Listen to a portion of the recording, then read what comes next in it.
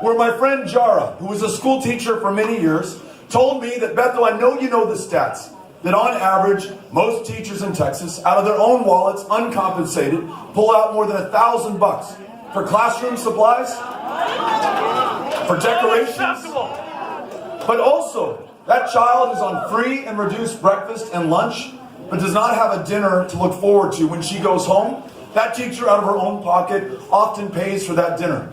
That child who's shown up every day in the same pair of shorts, the same t-shirt, and likely the same underwear, out of her own pocket, she's buying underwear and shirts and shorts for that child. That teacher, in this state, there's a 50% chance they're working a second or a third job just to make ends meet. We don't pay them enough to focus on the most important job that they have. And in addition, y además, we ask them to teach to a high-stakes, high-pressure, standardized test that in no way effectively measures that teacher's performance or that child's potential in the classroom.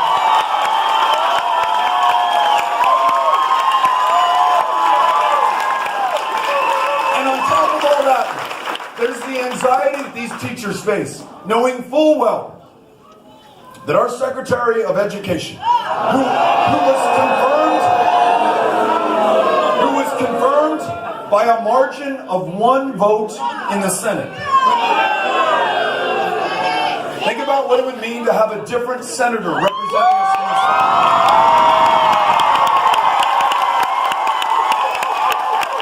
That Secretary of Education,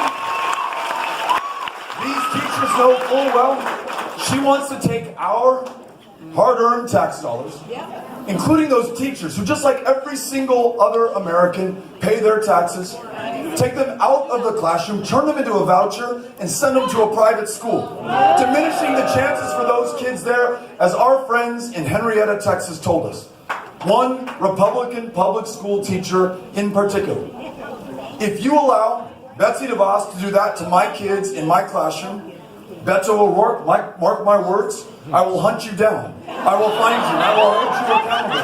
We have common cause that defies partisanship on making sure that we support our public educators. Pay them a living wage, allow them to teach to the child, not the test. And do this. Given the fact that we already asked those teachers to sacrifice so much, and knowing full well that in this country, unlike any other developed nation in the world, we lose 30,000 of our fellow Americans to gun violence every year.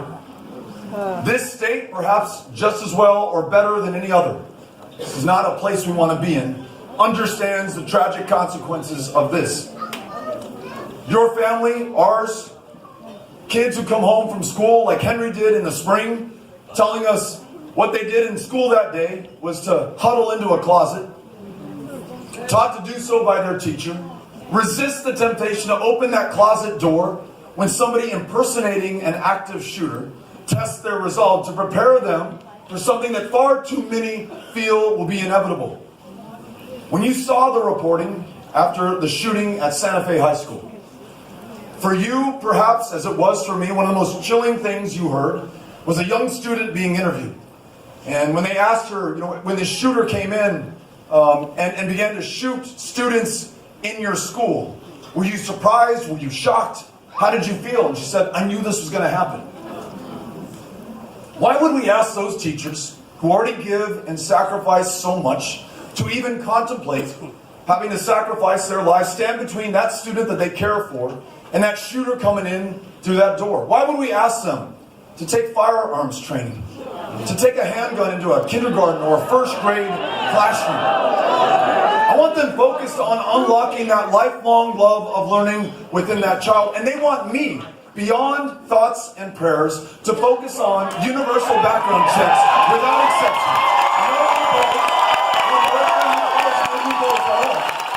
Making sure that not only do we defend the Second Amendment, but we protect the lives of those in our lives, those states that have had the courage to adopt, without exception, universal background checks, a near 50% reduction in major gun violence.